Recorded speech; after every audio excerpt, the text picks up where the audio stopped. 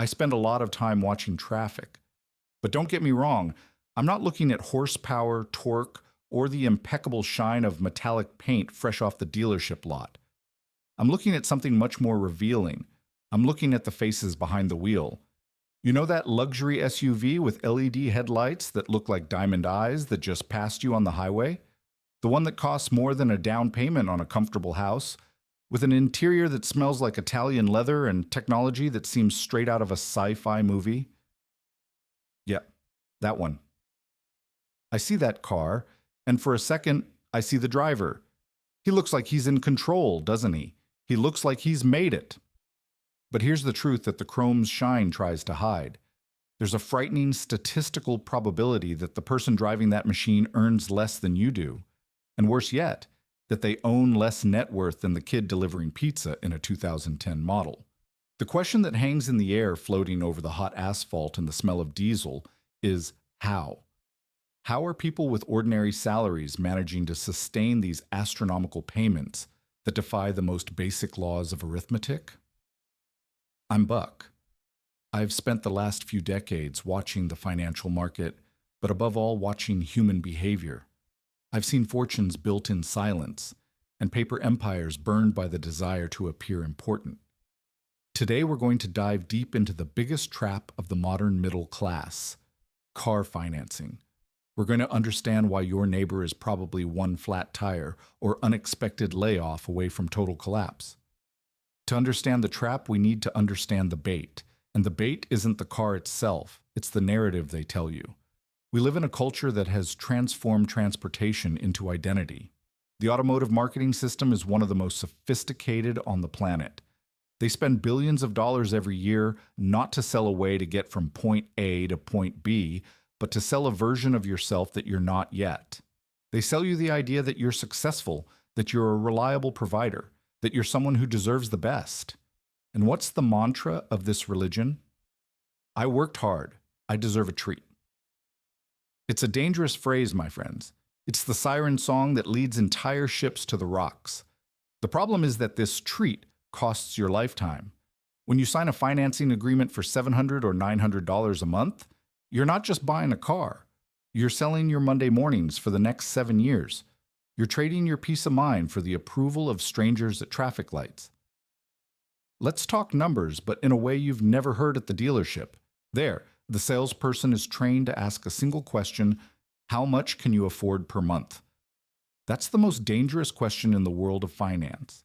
When you answer, I can afford $800, you've given the salesperson permission to sell you anything at any price, as long as they can stretch the term enough for that payment to fit in your pocket. In the old days, a car loan lasted 3 years. If you were really bold, 4. Today, we're seeing contracts for 72, 84, and even 96 months. That's 8 years of debt. Think about that for a second. In 8 years, the world changes. Your kids grow up. You might change careers. But that $900 bill? It's a mathematical constant. It's the lord of your budget. The logic is seductive. Instead of paying $1,500 a month for 4 years, you pay only $900 for 8. Sounds like a good deal, right? Wrong.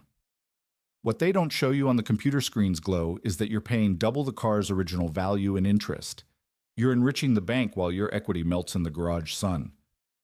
But the system doesn't stop at signing the first contract. It's designed to be a perpetual cycle. Let me tell you how the shadow game works at dealerships. Imagine the average driver. He's in the 3rd or 4th year of that 84-month financing I mentioned. The car is still good, but the new smell has evaporated. The first scratches have appeared. The dashboard screen technology already seems a bit slow compared to his new smartphone. He sees a new model passing by and feels that tug in his chest. Marketing whispers, "You've progressed in your career, you deserve an upgrade." He goes to the dealership just to take a look. The salesperson, with a trained smile and a firm handshake, asks the magic question: how much do you still owe on your current car? The driver owes $30,000, but the car is only worth $22,000 on the market. He's underwater by $8,000. In any other universe, this would be a stop sign. But in the world of automotive financing, This is just a technical detail. The salesperson says, "Don't worry, we'll pay off your old debt." What he actually does is take those $8,000 of old car debt and roll them into the new car financing. Now the driver leaves with a $50,000 car, but a $58,000 debt. He's paying interest on debt for a car he doesn't even own anymore. It's like trying to put out a fire by throwing gasoline on it. I see this every day.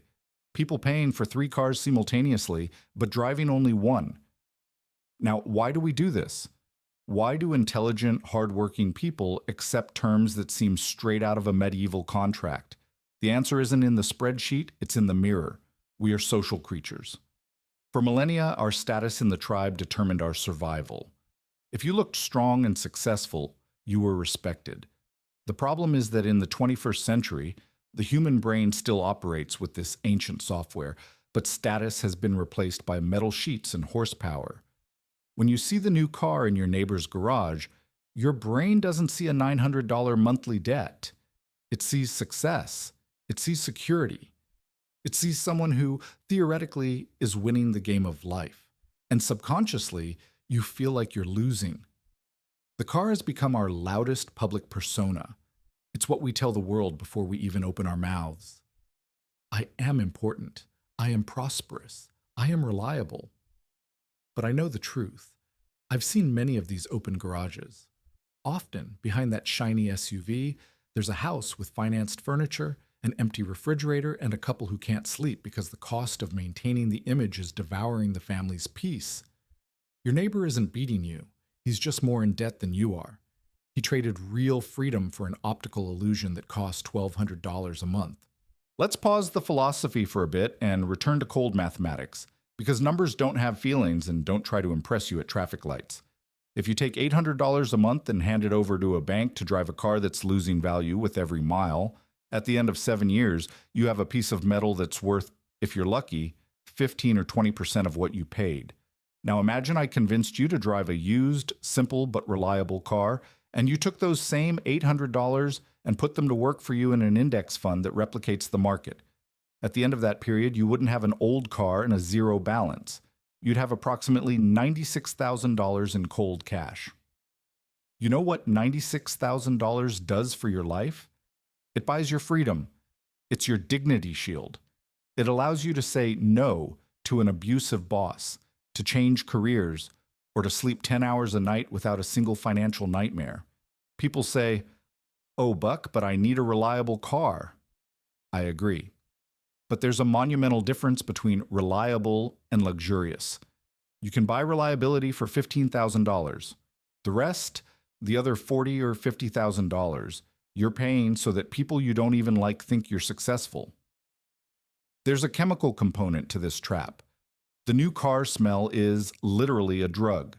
They're volatile organic compounds that come from plastics and adhesives, but to your brain, that smell signals achievement. Dealerships know this. They create a high-pressure, high-reward environment. The coffee is good. The air conditioning is perfect. The salesperson treats you like a king. They make you feel like you belong to that elite world. When you sit in the driver's seat for the test drive, your amygdala takes control and your prefrontal cortex, the part that does the math, is shut off. You're no longer thinking about compound interest. You're imagining yourself arriving at work or picking up the kids from school, feeling the admiring gaze of others. But here's what nobody tells you. That chemical high lasts at most 3 weeks. After that, the new car becomes just your car. The smell disappears, cookie crumbs appear on the carpet. But that $900 payment? It doesn't disappear. It stays there, firm and strong, for the next 2,500 days. You traded 21 days of euphoria for 2,500 days of anxiety. It's the worst deal a human being can make. You know what's saddest to observe from my position? It's what I call automotive indentured servitude. In the old days, in history, people would sell themselves to work for years just to pay off a debt for passage or housing. Today, people do this because of an SUV. I see men and women accepting overtime shifts, working 2 or 3 gig jobs, sacrificing time with their children and their own health, specifically to pay for the car they use to go to work. It's a senseless cycle. You work more to pay for the car that takes you to the work where you work more to pay for the car. Where's the profit in that? Where's the life? I see people driving impeccable vehicles to jobs they hate, feeling overwhelming stress every time gas prices go up 10 cents. When your cost of living is dictated by your vehicle, you don't own the car. The car owns you. It decides when you can take vacation, what you can eat for dinner, and how much you need to endure an abusive boss without being able to quit. I see time as the only currency that really matters. Money you can earn more of, but time, once spent, it's gone. When you look at your monthly car payment, I want you to do a translation. Don't think in reais or dollars. Think in life hours. If you earn $30 an hour and your payment is $900, you're working 30 hours a month just for your car. Almost a full week of work every month, just to have the right to park a pretty object in your garage. This means that from January to March, every year, you work exclusively for the bank and the automaker. You're their employee, not your boss's. Is it worth it? Is it worth giving up 3 months of every year of your life because of a digital dashboard and a sunroof? There's an even more refined trick that dealerships use when they realize you're a bit more resistant to financing payments. They offer you leasing. They don't call it renting because that would sound too temporary. They call it a smart way to always drive the best model. On paper, leasing seems like a miracle. The payment is lower than financing. You're always in a car with warranty, and every 3 years, you simply return the key and leave with a zero mileage model. I see it differently. Leasing is the master stroke to ensure that you never, in your entire adult life, stop having a car payment. When you lease, you're paying for exactly the most expensive part of a vehicle's life, the initial depreciation. You assume the loss, so the dealership gets the car back when it's still easy to resell. You don't build equity. You don't have an end in sight. It's the institutionalization of perpetual debt. Let me tell you the story of 2 men I observed over a decade. Let's call them Arthur and Lucas. Lucas always had impeccable cars. Every 3 years he was at the dealership. He loved the new smell, loved the shine of LED headlights, and the feeling of status. He always had an $800 payment. For him, it was just the cost of living. In 10 years, Lucas had 3 different cars. He never stopped paying the bank. At the end of that decade, he had nothing but a used car and 3 more years of financing ahead. Arthur, on the other hand, bought a good, reliable 5-year-old car. He paid off the financing in 3 years, and after that, continued driving the same vehicle for 7 more years. He took care of maintenance, kept the paint clean, and changed the oil religiously. In the 7 years he had no payments, Arthur took those same $800 and sent them to an investment account every month without fail. 10 years later, was Arthur's car old? Yes. Did it have some noises and outdated technology? Absolutely. But Arthur had something Lucas never experienced, the tranquility of having almost $100,000 invested. While Lucas was worried about the next payment, Arthur was planning his early retirement. So, how do you get out of this? I'm not here just to point out the problem. I'm here to give you the treasure map. The first step is to change your relationship with transportation. The car should serve you, not the other way around. If you're thinking about buying a car now, I have a simple rule. If you can't pay for the car in 3 years and if the payment consumes more than 10% of your net salary, you can't afford that car. Period. The second rule is what I call the payment simulation. Want to buy a new car? Spend 6 months depositing the intended payment amount into a savings account. If you feel the weight and stress of not having that money, you've just discovered you can't afford the debt. And the best part? At the end of 6 months, you'll already have a robust down payment or maybe even the full amount to buy a good used car with cash. Buying with cash is my superpower. When you pay cash, you feel the pain of seeing the money leave the account. This prevents you from overspending.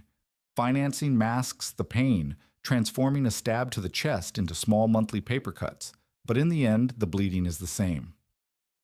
There's a spiritual freedom in driving a car that's already paid off and has some years on the road.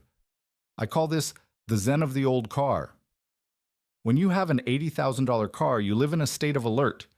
You're afraid to park at the supermarket and have someone hit your car with their door. You're afraid of a scratch in the paint, a stain on the leather, a pothole in the road. You're a slave to the object's aesthetics. With a used, paid-off car, that anxiety disappears. If a grain of sand scratches the body, you continue sleeping peacefully. If it needs a repair, you pay with the money you saved and move on with life. You don't owe anyone anything. You don't have to prove anything to the driver next to you. You recover your mental autonomy. The car returns to being what it should always have been, a tool. A tool to take you places, not a chain to tie you to a lifestyle you can't sustain. We've reached the end of our journey today, but your path to freedom is just beginning.